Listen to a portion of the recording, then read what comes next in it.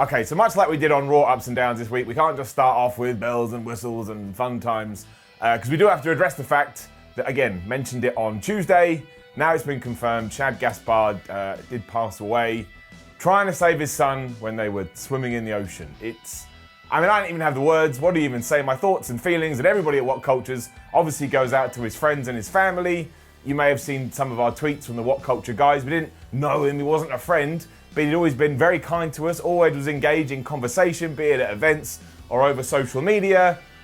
I don't even know what to say apart from what I've already said. But I'd also say, if you go and find Collar and Elbow on social media or their website, they are selling t-shirts that are raising money for the Gaspard family. Obviously, if you've got the money, great. If not, it doesn't matter. I just felt it was right to bring it up. So again, thoughts, whatever else words you can come up with to everybody involved. I can't even imagine. But yeah, now we'll move that to one side because I get it. We got to try and put some positivity back into the world. Let's up those downs for AEW Dynamite. Yes, I'm wearing a vest. It's like 100 degrees.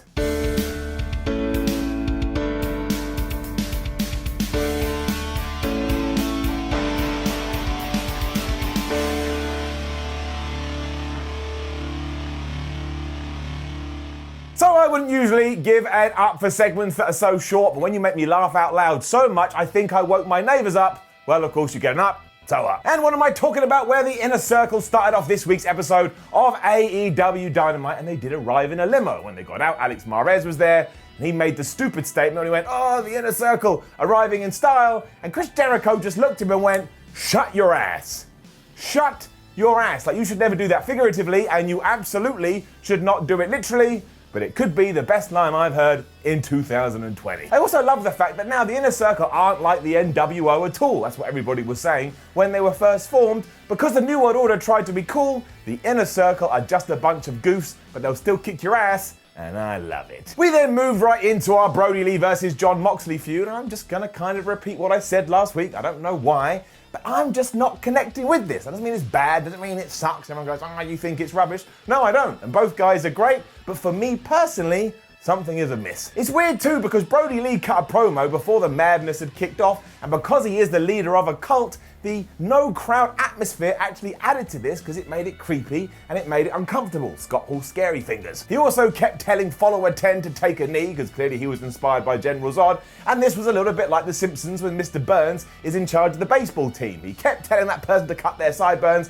and even though they did cut their sideburns, Mr. Burns would say, please, would you cut your sideburns? I mean, Brody Lee, 10 had taken a knee, and it was like, take a proper knee, and I don't even know what that means. And yeah, this then segued into 10 taking on Jon Moxley, and once again, it was absolutely fine. I didn't mind that 10 was able to get some offense in, because while not 100% sports orientated, AEW does dabble in that, and when you watch proper sports, you're always going to see one of the teams have a little bit of encouragement. And look, Jon won with the paradigm shift, so he's the world champion, and he's beating everybody that comes in his way. He also lost it afterwards too, when he trapped 10's arm in a chair, and he got on the microphone and said, look, Brody Lee, just bring my championship back, because if you don't, I'm going to break this person's damn arm. And then Brody Lee was on the big screen. He was like, dude, all you had to do was ask. But unfortunately, me and my crazy bunch of crews, we believe in sacrifices. So we're sacrificing 10. They all left. And yeah, I guess Jon Moxley broke 10's arm. So again, it's all very well put together and it's all very sensical, but it's lost on me and I can't figure it out, and therefore it has to get a down. But again, if you love this and think it's the greatest thing you've ever seen,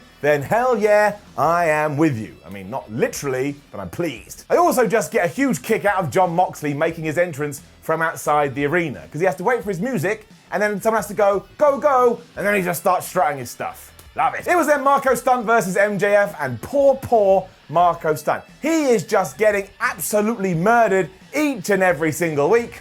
This is good enough. I will say I thought it went a teeny little bit too long, but it didn't really matter because there was amazing spots like when Marko went to attack MJF on the outside and somehow he used the apron to quite literally trap Marko in the ring side. He then punched him in the face made me chuckle. Also, after Maxwell had won with his armbar too, he called Marko Stunt bubbler, which is a Yiddish word, and it's what my own nan used to call me, and that tickled me in my funny bone. She was a lovely woman. Finished it by punching Marko in the face with the diamond ring before Luchasaurus and Jungle Boy made the save, and I like this. Story planting of seeds, the flower grows, and I'm a happy bald asshole, because one, of course, we're getting MJF just Jungle Boy at the pay-per-view on Saturday, and we have teased Luchasaurus versus Wardlow. I am all in for two big guys kicking each other in the bum. Arn Anderson and Jake Roberts then had a face-to-face promo in the ring. Now think of that. If you're a young fan, I get it. This is probably lost on you, and that's fine. You can't know every single thing about wrestling. But for an old guy like me, I thought this was just lovely. And yeah, a large part of that was nostalgia, but nostalgia is a thing. It's like when the people talk about the Rocksteady Batman games. They go, well, it wouldn't be good if Batman wasn't in it. He's flipping in it, and this flipping had Jake Roberts and Arn Anderson up. Because look, we already know that no matter what Jake says, it's going to be absolutely terrifying. I mean, he could go, I'm going to take you to the cinema, and I'm going to treat you. And you'd be like, I don't want to go to the movies. I don't know what you're going to do. And Arn Anderson is Arn Anderson. Now, it was a lot of spotlight and focus on Mike Tyson here, who does have free reign at Double or Nothing, so you've got to figure he's going to get involved between Lance Archer and Cody Rhodes. And that kind of blows my mind. And before this segment was done, Jake Roberts even tipped over the table, because it is wrestling, and if there is some wood, you gotta throw it in the air. Referees then had to separate them so they didn't have a little bit of a brawl. And I get some of the criticism, like if we were talking about boxing and you were gonna have Anthony Joshua versus Tyson Fury, you wouldn't have Frank Warren and Eddie Hearn out here. But look, it ain't boxing, it's wrestling. And as long as these two don't have an actual match, nobody wants to see that. I'd be terrified.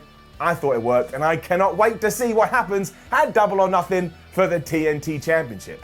I honestly can't call it. Cool videos then followed from Darby Allin and Pac. Darby was playing against like cardboard cutouts of the people he will face in the casino ladder match, and he just flipped them all off because he's a little bit nuts. And then we had another one of these. I'm Pac, and I am the most intense man ever. And he really hates Orange Cassidy, and he really hates the best friends, probably because he despises fruit and doesn't like relationships.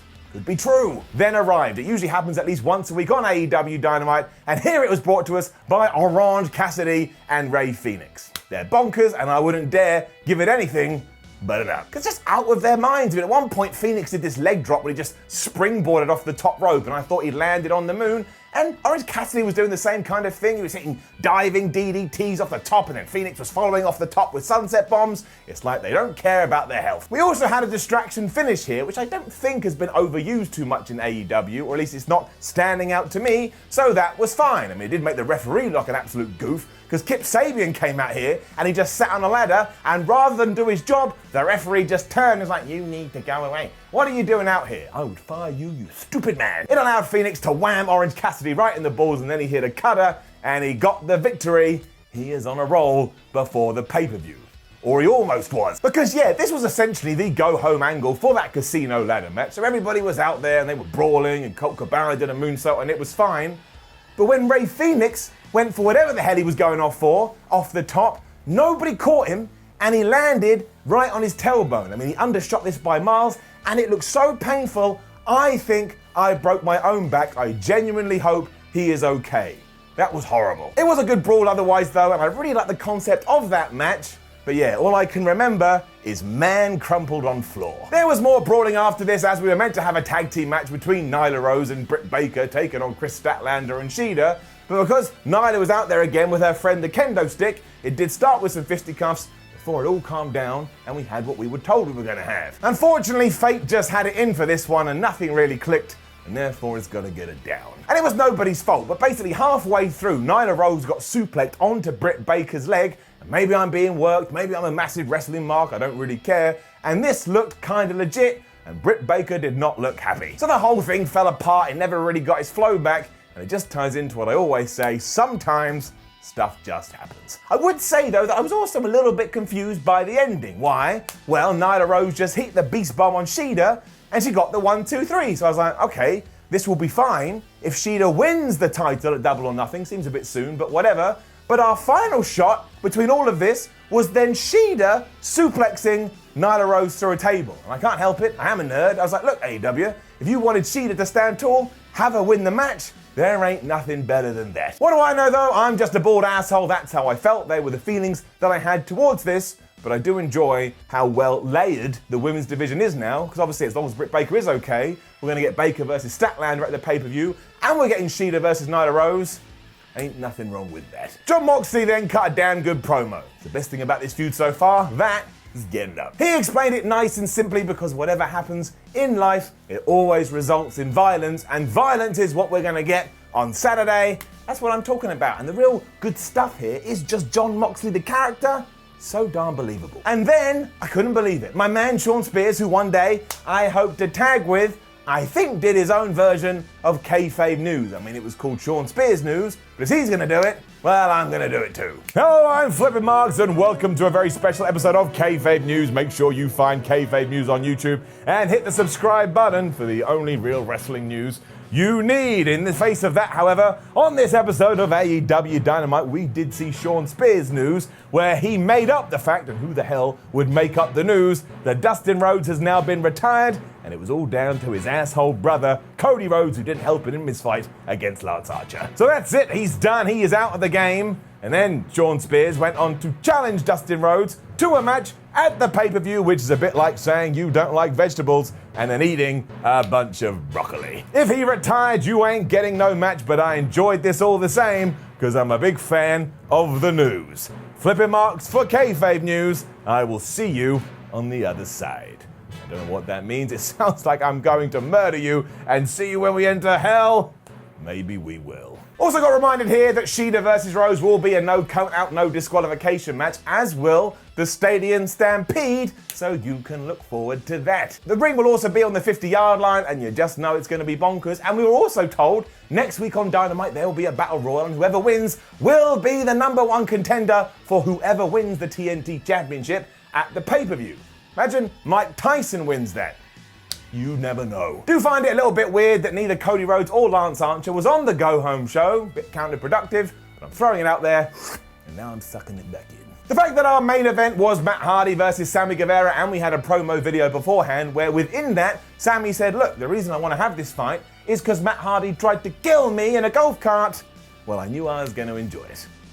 There was a lot of smashing each other on the outside, including Sammy Guevara doing this like twisting press thing onto Matt Hardy, and at one point he even kicked out of the twist of fate. This kid has guts. Hardy then used that as the perfect opportunity to take off Sammy's shoes and bite his feet, and that is always a spot where I kind of sit there and scratch my head like I'm just watching one man bite another man's toes, and for some reason I'm enjoying it, and I get very worried about who I am as a person. But then silly Sammy, he had already gone for one shooting star press, he went for another one, Matt Hardy got his knees up, hit a second twist of fate, that was it. Matt Hardy wins. Now, I've already seen a few people going, I can't believe that Matt Hardy beat Sammy Guevara. Sammy Guevara's character right now is basically I get killed every single week, and he's so entertaining he can lose, and for me at least, it don't even matter. Hardy seemed to want to level Sammy after this with a chair, but he got interrupted by Chris Jericho and the Inner Circle, who were on the big screen, and oh my gosh, they had kidnapped Kenny Omega, and they were throwing water onto him. Ah, shit. It didn't last long though, because like a couple of superheroes who popped up in the stadium where all this was going on,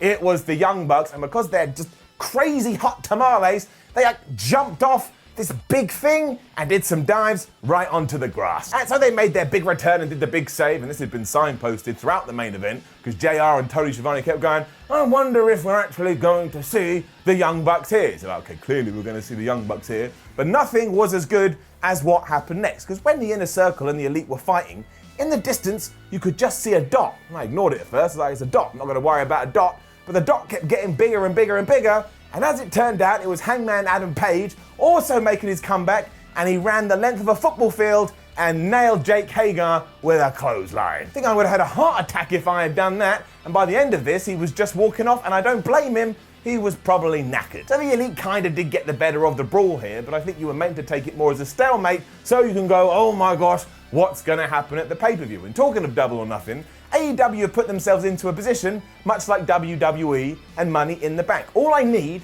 is for the Stadium Stampede to be the best thing I've ever seen in my life, and you can do whatever the hell you want for the rest of the card, and I will still be entertained. I will say that in terms of AEW Dynamite levels, this wasn't necessarily as high as other go-home shows I've seen, but hopefully I've made all of my points clear, but it was still a very enjoyable 2 hours, and once again, having people at ringside, just adds so much atmosphere. The episode gets an up. Now, don't forget to leave a comment below and let us know what you thought about last night's episode of AEW Dynamite. Like the video, share the video, subscribe to WhatCulture Wrestling, don't thrust. Then head over to WhatCulture.com, read yourself some articles, follow WhatCulture on Twitter, WhatCulture WWE, and watch more videos here on WhatCulture Wrestling. My name is Simon for WhatCulture. Thank you very much for joining me. I'm so flippin' hot. I hate this weather. I am a grumpy old man.